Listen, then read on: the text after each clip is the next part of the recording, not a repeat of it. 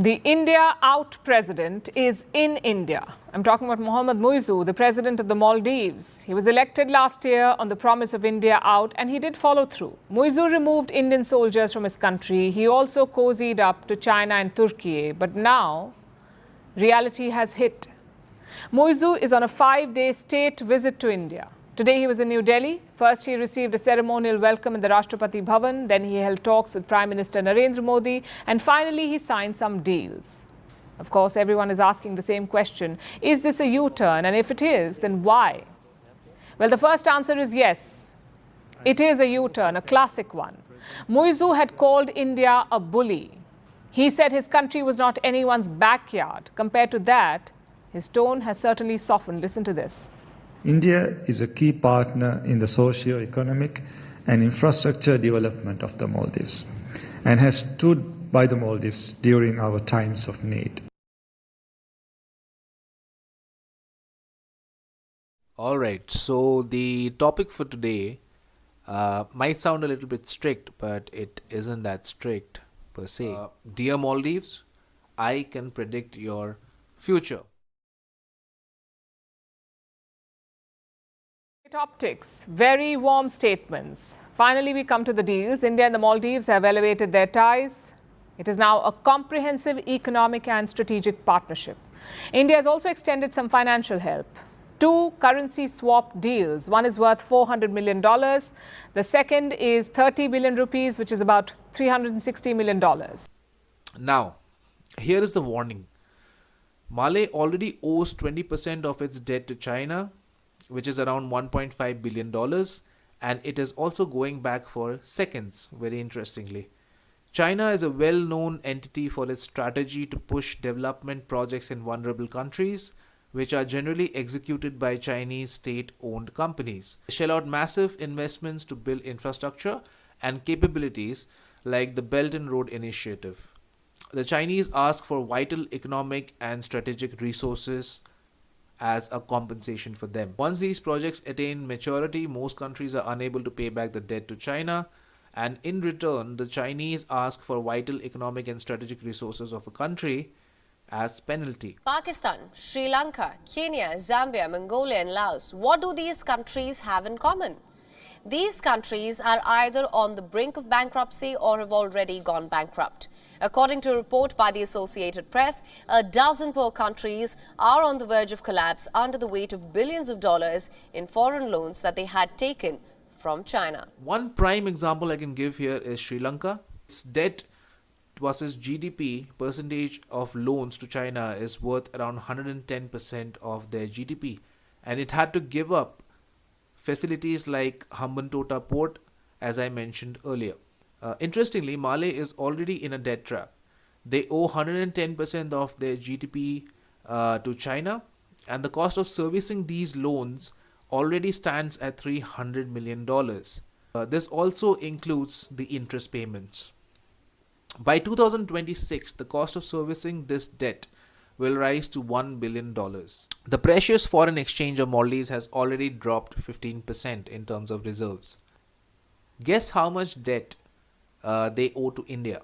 It is only $120 million. These will boost the Maldives' forex reserves. A few initiatives were also announced, like the launch of the RuPay card in the Maldives and the handover of some 700 houses, all built using Indian lines of credit. And Muizzu's trip is not over yet. He will also be traveling to Agra, Mumbai and Bengaluru, and he will only return home on Thursday. Their hands are tied and their mouth is gagged.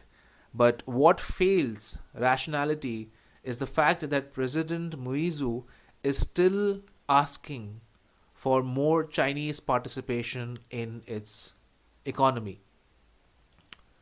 Despite of India being the largest source of tourists to this island nation, contributing 30% of its GDP, Muizzu wants to replace that with more Chinese tourists. In fact, on his recent visit to China, he has already signed around 20 projects. All the MOUs have been signed and 20 projects are in the pipeline. So quite a long stay for Muizzu, and that too in a country that he villainized not very long ago. What explains this change of heart? mainly the economic condition of his country. The Maldives' forex reserves are at $440 million, which can cover imports for up to 6 weeks. What happens after that? Mali could run out of dollars. What's more, a debt payment is coming up this month. The Maldives has issued Islamic bonds worth $500 million, and this month a $25 million payment is due. Now, no country has ever defaulted on Islamic bonds. The worry is that Mali could be the first. So what does Muizu do? Fly over to India. He says India will ease his financial burden, and he's right. In May this year, India did renew its subscription to Maldivian treasury bonds. That was $100 million.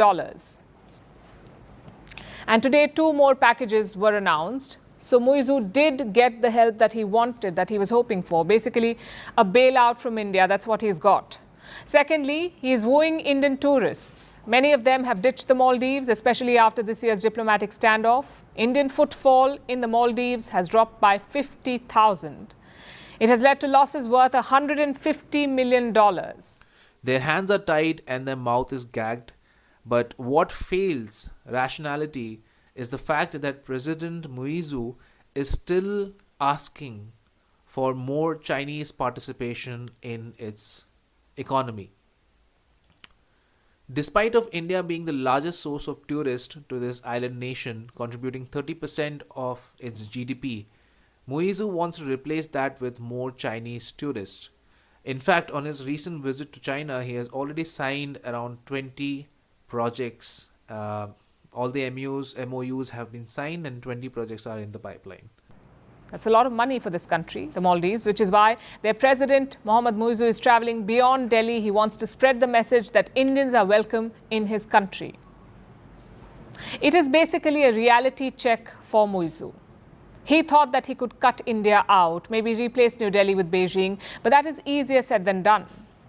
The Maldives has depended on India for most things: food, infrastructure, health, sometimes even drinking water. And a big reason for that is geography. India is just 300 kilometers from the Maldives' northern islands. China is thousands of kilometers away. So you cannot expect China to replace India.